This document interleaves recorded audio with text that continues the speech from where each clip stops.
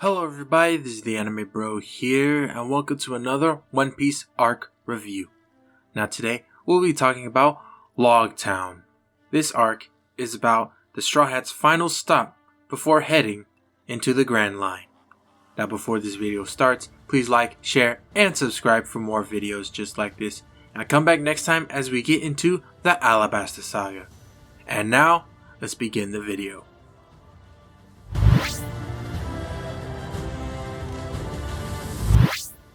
So a good point that I liked about this arc is that we got a lot of memorable moments in it.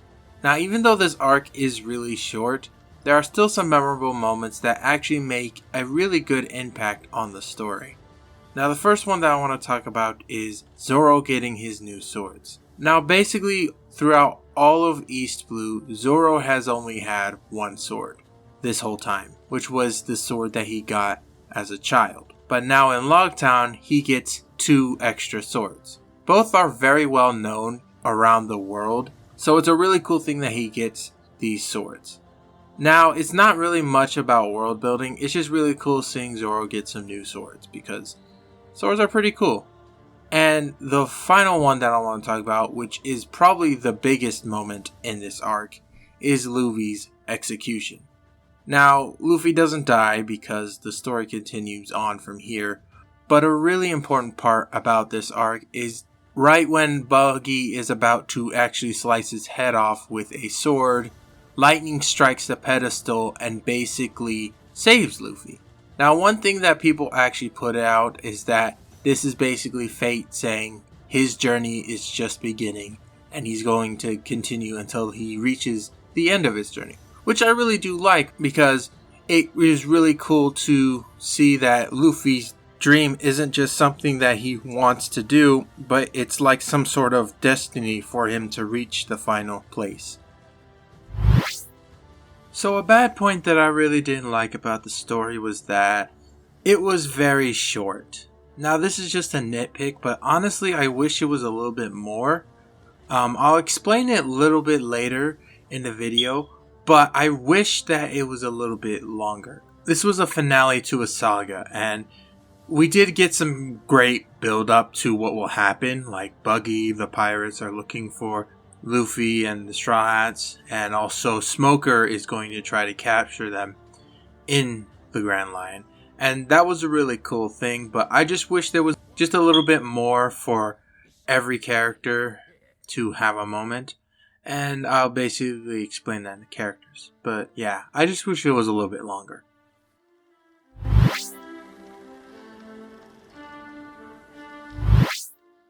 So a good point that I really liked about the characters was that there was a lot of likable ones. Now we not only just got the Straw Hats in this arc, but we also got some other characters that are new and some characters that we have met in the past.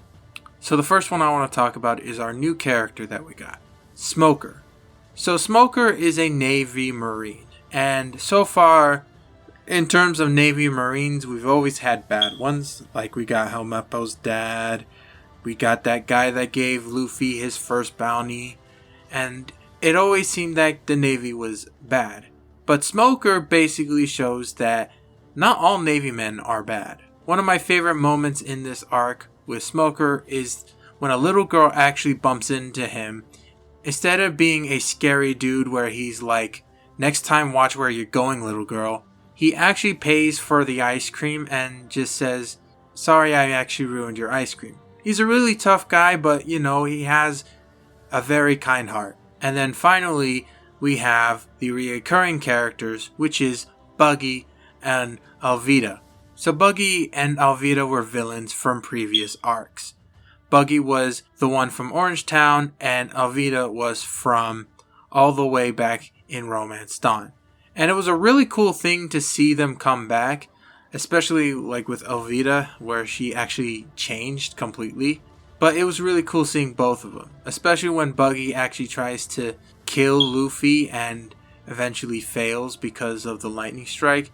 I really do like that. And also at the very end, each of these characters are now going to the Grand Line, hoping to stop Luffy, with Smoker going to try to arrest him, and Buggy going to try to kill him.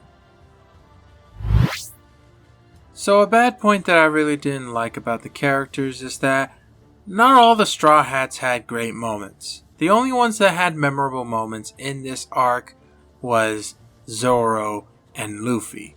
But Sanji, Usopp, and Nami didn't really have any moments. Sanji was just buying a giant fish, Usopp was just looking for eggs, and Nami was just messing with people whenever she went into stores. Now, this arc is already a pretty good arc, but honestly, if all the Straw Hats had their own moment, then I think this arc would have been a really awesome arc.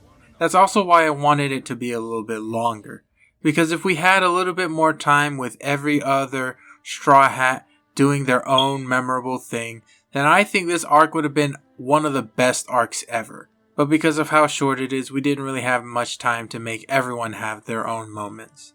So yeah, that is just something I didn't really like about these characters.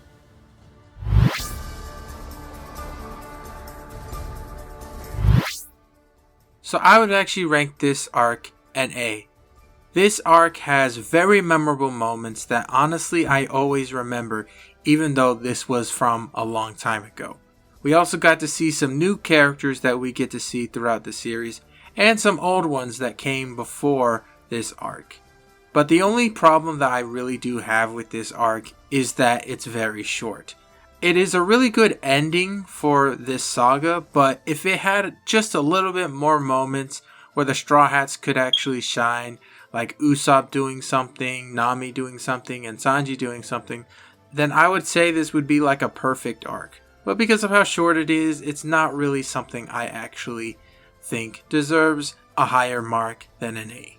It's still pretty good and better than most arcs, but honestly, it's just not perfect in my eyes. Okay, now that this saga has finally concluded, I think it's time to actually rank it.